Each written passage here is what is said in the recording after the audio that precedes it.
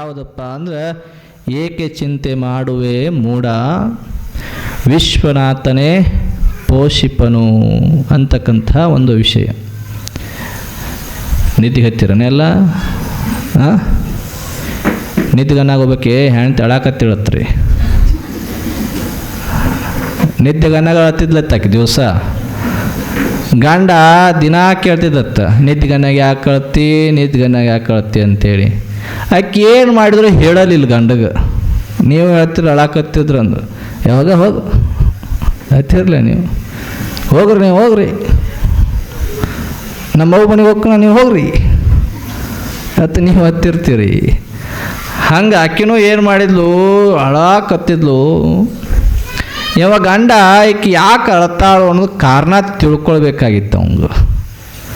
ಅವೇನು ಮಾಡಿದ, ಆಕೆ ಅಳುತ್ತಾ ಇದ್ದಲ್ಲ, ಅಳಾಗಿನ ಕಣ್ಣೀರು ಬರ್ತಿದ್ವಲ್ಲ, ಆ ಕಣ್ಣೀರನ್ನ ಒಂದು ವಾಟಗಾದಾಗ ಹಿಡ್ಕೊಂಡು ಕಣ್ಣೀರು ವಾಟಗಾದಾಗ ಹಿಡ್ಕೊಂಡು ಏನು ಮಾಡ್ಬೇಕಂತೇಳಿ ಅನ್ಕೊಂಡು ಏನು ಮಾಡಿದ, ವಿಚಾರ ಮಾಡಿ ಇದನ್ನು ಲ್ಯಾಬಿಗೆ ಕಳಿಸೋಣ ಅಂದವ. ಈಗ ರಕ್ತ ತಪಾಸಣೆ ಅದು ಎಲ್ಲ ಮಾಡಿಸ್ತಿರ್ಲೇ ನೀವು. ಅವ ಅಲ್ಲಿಗೆ ಕಳಿಸಿದ ಆತನ ಕಣ್ಣೀರ ಲ್ಯಾಬಿಗೆ ಕಳಿಸಿದ. ಲ್ಯಾಬ್ನ್ಯಾಗ ಚೆಕ್ ಮಾಡಿ ಅವ ಹಿಂಗೆ ಕಣ್ಣಿಟ್ಟು ನೋಡಕತ್ತಿದ ಕಣ್ಣೀರೊಳಗೆ ಏನಲ್ತ ಅಂಥೇಳಿ.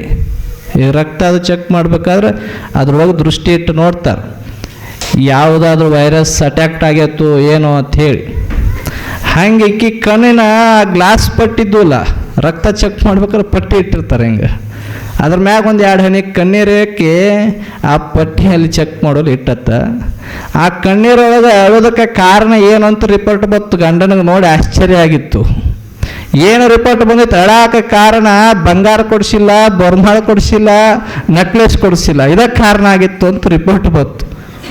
ಹೋಗೋ ನೀನು ಅಂದವ ಗಂಡ. ನೋಡ್ರಿ ಎಷ್ಟು ಮುಂದುವರೆದ ಕಾಲ.